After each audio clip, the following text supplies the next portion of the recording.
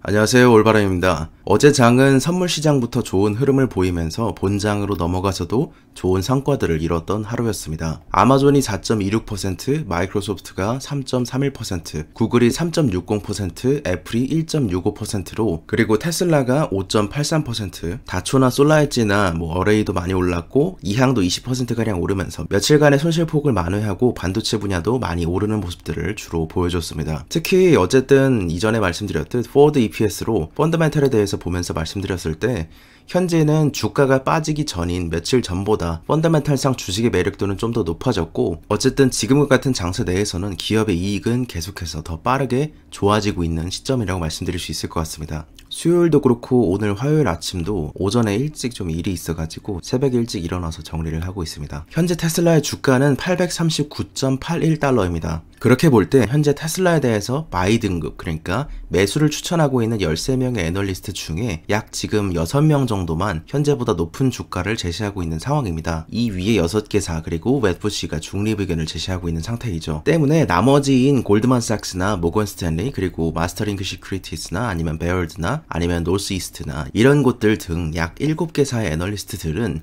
기존의 입장, 그러니까 바이 레이팅 구매 등급을 계속해서 보유하고 있다면 현재가 타겟 프라이스보다 낮은 상태이기 때문에 그런 부분에 있어서 이들이 새로운 주가 상승의 촉매제로 작용할 경향성이 좀 더 높다, 이렇게 정리를 할 수 있을 것 같습니다. 아무래도 시장의 컨센서스상 애널리스트의 목표가 타겟 프라이스가 높아진다는 것은 주가에는 긍정적인 모멘텀 파워를 작동하게 되니까요. 그래서 지금 이들의 목표가를 조금 더 높이게 된다면 지금보다 조금 더 계속해서 높은 목표가가 당분간 일주일 동안, 2주일 동안 나올 것으로 예상되고 있습니다. 그리고 파이퍼 샌들러가 새로운 목표가, 이전에 보이지 않던 $1200 목표가 타겟 프라이스를 제시했습니다. 기존보다 훨씬 더 높은 것으로 간 것인데 파이퍼 샌들러의 알렉산더 포터는 테슬라 투자에 대한 가이드라는 이름으로 약 100페이지가 넘는 그런 리포트를 발간을 했습니다. 흥미로운 건 그가 100페이지가 넘는 포괄적인 테슬라 정보를 썼음에도 불구하고 테슬라의 잠재적인 매출 흐름, 어떤 레비뉴 스트림을 포착하기에는 부족했다라고 언급을 하고 있기 때문인데요. 이게 특성상 그럴 수밖에 없는 것이, 예를 들어서 지금으로서는 로보택시, 한마디로 완전 자율주행을 통한 로보택시라든지 아니면은 차량 내 인포테인먼트 시스템의 어떤 가치라든지 어떤 에너지 사업의 오토비드를 통한 소프트웨어의 가치, 아니면 VPP를 통해서 어떤 수수료를 거둬들일 수 있는지에 대한 사실 이미 지금 안 나와 있는 사업 모델이 훨씬 더 많고 그것들을 이제는 테슬라가 앞으로 10년 안에 현실화해 나가는 과정들이 훨씬 더 많기 때문입니다. 지금은 없는 사업 모델을 앞으로 훨씬 더 많이 하게 된다는 것이죠. 그래서 이전에 썸네일에서 말씀드렸던 것처럼 미래를 상상해야 하는 기업이 되어가고 있습니다. 현재로서는 오래된 비즈니스를 안고 있는 것으로 가치 평가를 한 것이기 때문에 회사가 새로운 시장에 진출할 것 혹은 그런 새로운 성장 동력이 없어지기 전까지는 대략 여기에는 수십 년 정도가 걸릴 수도 있다, 이런 식으로 파이퍼 샌들러의 알렉산더 포터가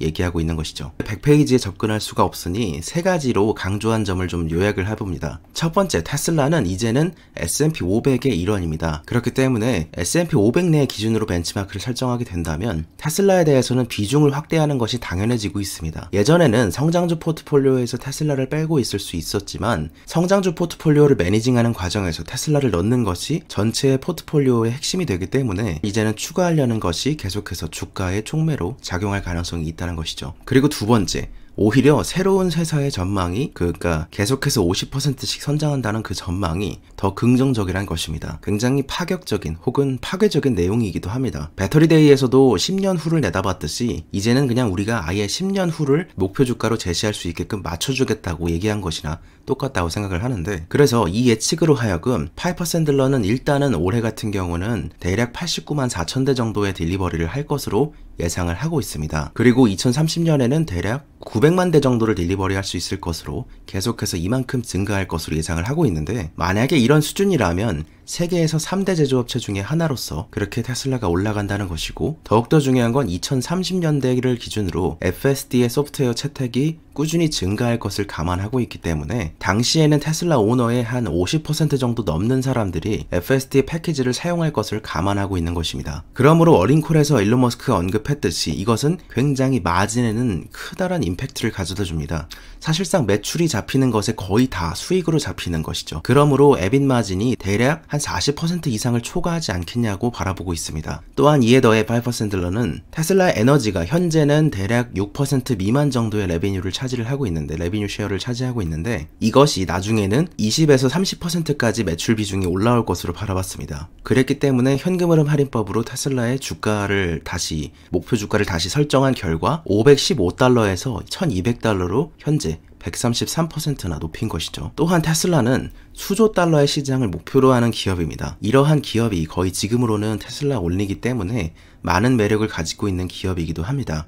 그래서 성장을 위한 어떤 수단들, 새로운 레버들은 새롭게 예측을 하기가, 멀리까지 예측하기가 힘들고 항상 있어 올 것임을 예측할 수 있습니다. 그래서 테슬라가 만약에 시장에 걸쳐서 수천억 달러의 수익을 창출하는 HVAC 시장이나 아니면은 테슬라의 자동차 보험에 대해서는 광범위한 시장 진입을 아직은 이 밸류에이션 모델에 넣지 않은 것입니다. HVAC 같은 경우는 난방이나 환기나 냉방 등을 하는 시스템입니다. 일론 머스크도 이것에 대해서 관심을 가지고 있고 이 가능성이 꽤나 높기 때문에 결국에는 집 전체의 어떤 에너지 플로우를 관리하는 그런 시스템을 만들 수도 있겠죠. 그리고 파이퍼 샌들러도 2030년 기준으로 900만 대를 판매하겠다는 이런 계획이 테슬라가 배터리데이 때 자체적으로 강조했던 배터리의 캐파 플랜보다도 못 미치게끔 일부러 잡은 겁니다. 그래서 테슬라의 야망보다도 더 낮은 계획이고, 오토비더라든지 아니면 사업의 기회들에서 발생할 수 있는, 특히 에너지 사업부에서 발생할 수 있는 수익에 대해서는 우리가 과소평가할 수도 있다. 그런 부분에 대해서 얘기를 하고 있죠. 사실 이렇게 큰 규모에서 이렇게 빠르게 성장하는 기업에 대해서는 전례가 잘 없었기 때문에 게리 블랙의 EPS 추정치를 한번 가져오게 되면 2022년 모델 기준으로는 EPS가 약 10.50달러 정도에 달할 것으로 예상이 되고 있습니다. 그렇기 때문에 현재 그러면 12개월 후인 포드 퍼 기준으로 했을 때 테슬라를 따진다면 이 당시 기준으로 볼 때는 78.8배 수준에서 거래되고 있는 거고 80배 미만으로 낮아졌음을 뜻하는 것입니다. 물론 현재로서는 주가가 약간 더 올라갔습니다. 그렇기 때문에 약간의 이 수치는 고정이니까 이것을 수정해 본다면 이렇습니다. 지금 기준으로는 포워드 PER이 79.98배이다. 이렇게 바라볼 수 있겠죠. 그런데 여기에서 만약에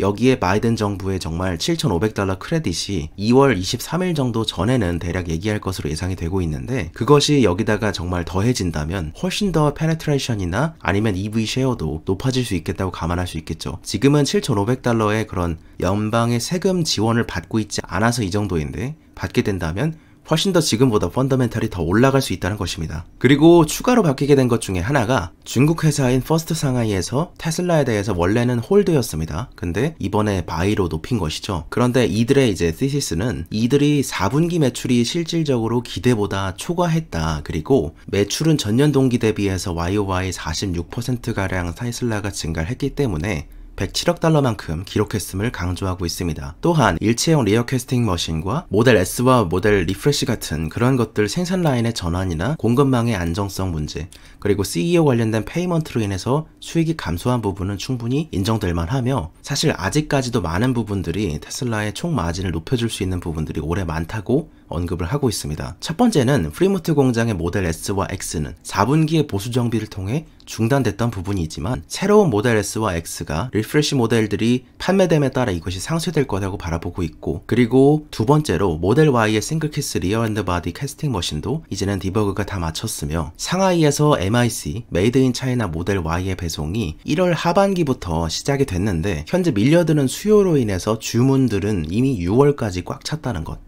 그리고 기가베를린 공장은 여전히 잘 진행되고 있고, 그리고 모델 Y의 생산이 대략 7월부터 시작될 것을 예상하고 있죠. 하반기부터 시작된다 이렇게 바라볼 수 있겠고, 그리고 텍사스 공장도 올해 하반기부터 모델 Y와 사이버 트럭을 생산할 수 있겠다고 감안이 되고 있기 때문입니다. 물론 사이버 트럭은 좀 소수이죠. 그래서 퍼스트 상하이는 테슬라가 2030년 기준으로 2천만 대의 딜리버리와 3테라와트시의 배터리 캐파 생산 능력을 기준으로 하고, 그걸 기반으로 테슬라에 대해서 평가했을 때 현재 주가를 980달러로 잡으면서 원래는 홀드 의견이었는데 바이 의견으로 바꾸게 되었습니다. 그리고 이게 조금 굉장히 흥미로웠던 얘기 중에 하나였습니다. 많은 이제는 앞으로 한 1주 정도는 굉장히 타겟 프라이스를 높여 잡는 일들이 많이 뉴스가 나올 건데, 그 중에서도 이번에 흥미로웠던 내용은 모건 스탠리로부터 나왔는데요. 모건 스탠리가 테슬라가 처음으로 $3,000의 가치를 가질 수 있다, 이런 점에 대해서 얘기를 했습니다. 다만 이제 티즈아웃이라고 얘기되듯이 뭐 이게 제목으로는 조금 자극적일 수 있는데 실제 뭐 그럴 수 있음을 얘기한 그런 수준이라고 보시는 게 좀 더 많겠죠. 그래서 일단 모건 스탠리 애널리스트인 아담 조나스는 목표 가격을 $810에서 $880로 높여 잡았는데요. 일단은 높인 부분부터 얘기를 좀 해드리자면,